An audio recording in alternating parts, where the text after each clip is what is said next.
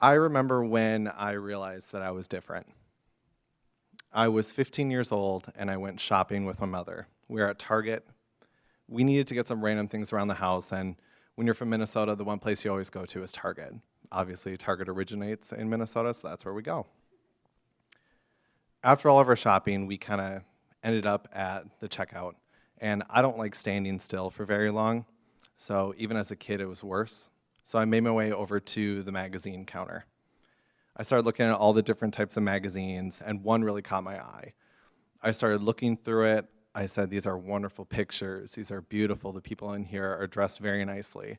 I had to get it.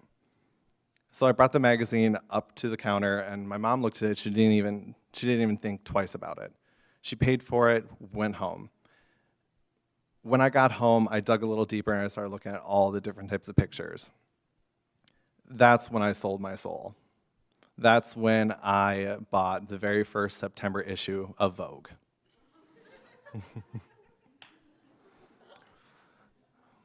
When I was 16 years old, I was still fairly new to the school district. So I didn't really have that many friends, and I didn't really know that many types of people.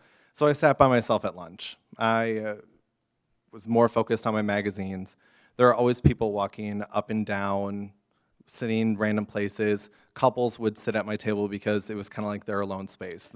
They wouldn't even recognize me because they didn't know who I was. So I didn't mind. I just buried myself in my magazine. So I started looking at the pictures more in depth because I didn't want to see anybody. And I caught myself looking at a certain type of picture constantly.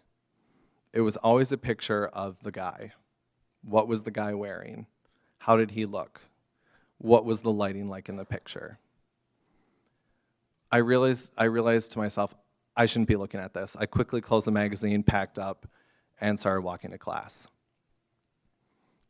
During the day, I was always playing sports.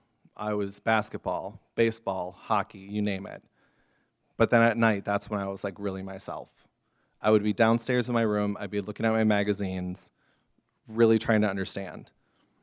So one night, I have my stacks of magazines, which are Vogue, all in front of me.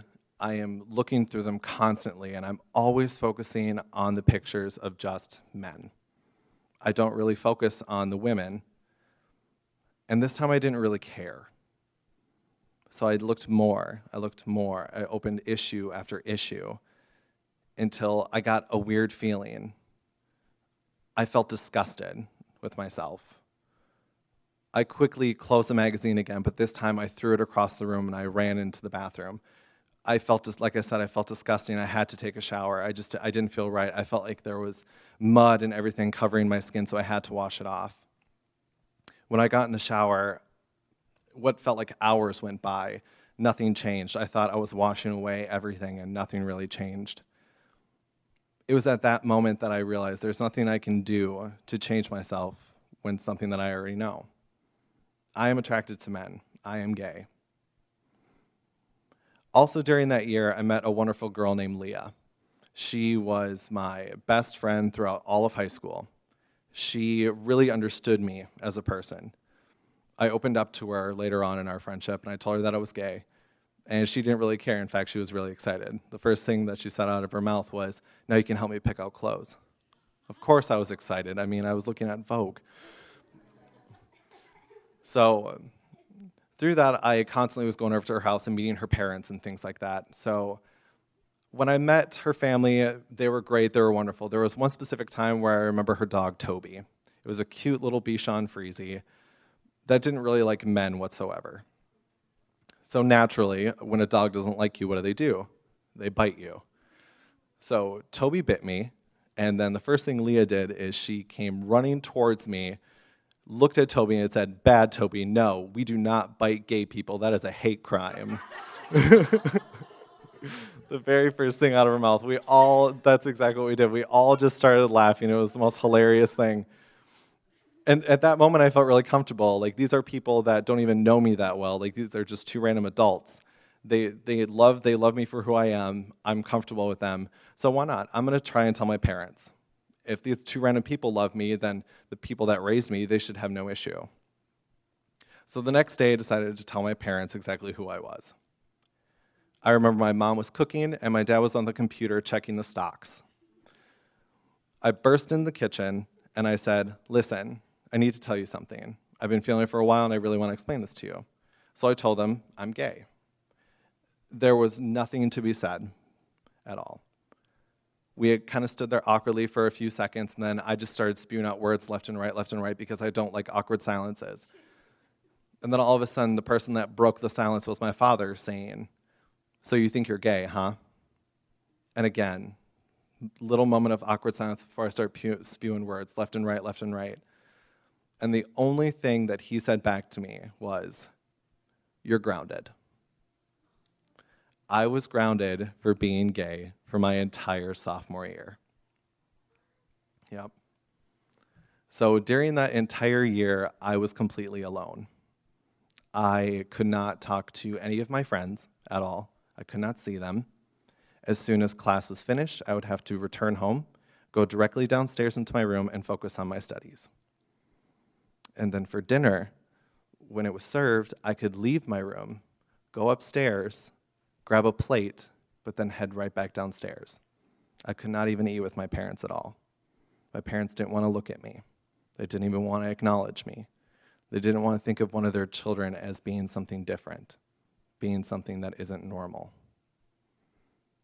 Believe it or not, it kind of stayed that way until I was a senior, when I was graduating high school when I was 18. The only reason why my parents actually started talking to me again is because they wanted to know what I was going to do for the future. I personally didn't care what they thought what I was going to do. I graduated and I moved out.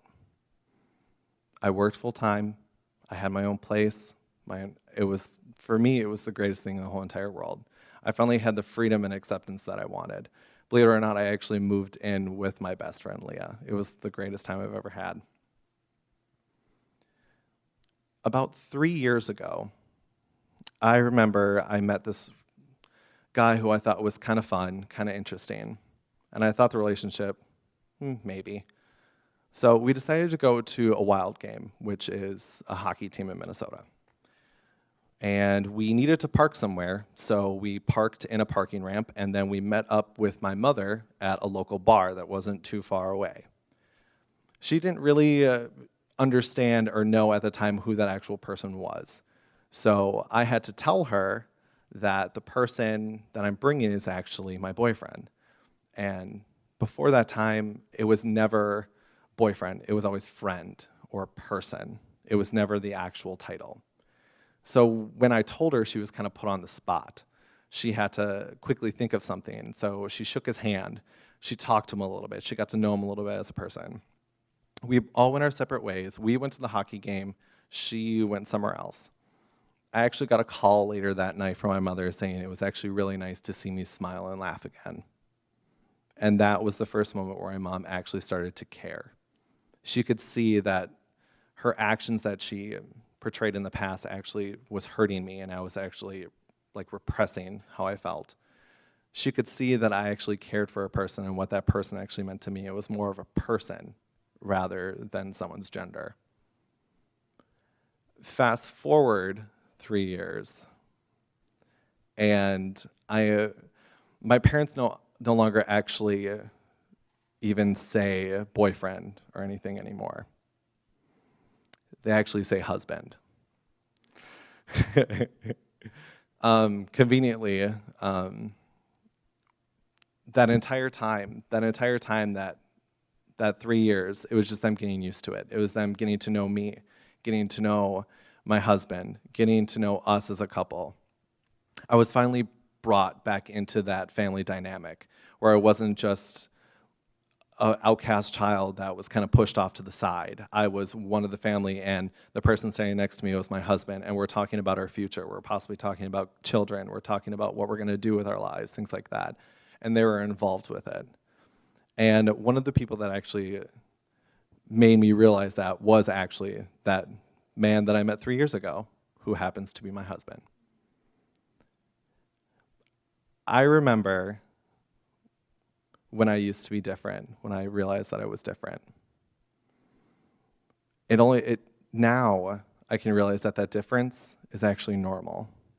That difference is just my journey in discovering myself and discovering who I am and what I'm going to do with my life.